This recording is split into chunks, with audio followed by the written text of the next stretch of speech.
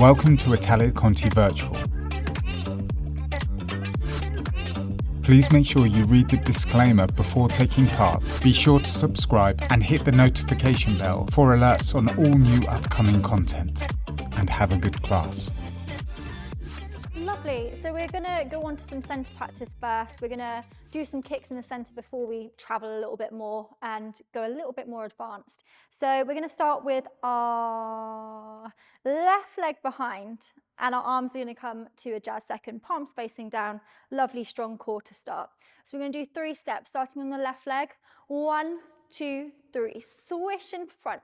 2, 3. Swish. 1, 2, 3 to second. 1, 2, 3 to second. Then we're going to come behind. 1, 2, 3, and you're going to find an allonge position. So with this front leg's going to be on a fondue, really keeping that turnout. That back arm is going to work at the same time as that back leg, and you're really aiming to keep that arm in line with that ear. Gorgeous. And then repeat. 1, 2, 3. Up. Then coming behind. 1, 2, 3. You're going to kick that front leg. Kick. You're going to transfer that weight onto that right leg, go down into a penché, just fingertips on the floor, and then step tendu so you can start again. Let's do that one more time on the right. So arms to second, stepping back on the left leg first. 6, 7, 8. 1, 2, 3. Swish up. 1, 2, 3. Swish up. 1, 2, 3. Second. 1, 2, 3. Second. 1, 2, 3. Allonge. 1, 2, 3. Allonge. 1, 2, 3. Kick. Step down. Step up. So after that penché, it's really important that you think about that core and those glutes tucking underneath so you can get back on that leg to start again. Lovely. I think we should try that straight away with some music. That's quite a simple exercise, but we really want to work on our floor pressure. So Hannah, just show us your kick to front using your floor pressure. Gorgeous. Yes. So we want to work through that tendu before it then lifts. So then we're really working from lifting the leg from underneath instead of just lifting from the quad. Top tip, which I find useful to tell people with their kick technique, think about what your working leg is doing, whether it's in parallel, whether it's in turnout, and then that is what your supporting leg is going to do. So when you're coming to devon, it's almost like a parallel / natural turnout. It doesn't have to be completely parallel. So that's what your supporting leg will do.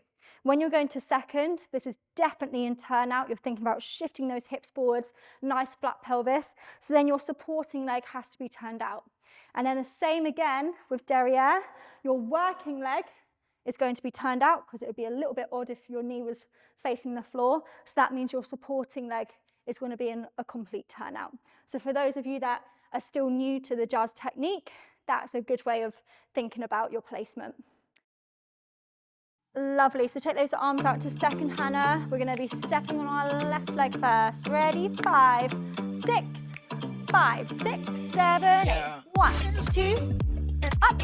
Gorgeous. Really using that floor. Now we turn out that supporting leg. Gorgeous. 1, 2, 3. Lovely fondue here. 1, 2, step. Kick. Core as we come up. Lovely.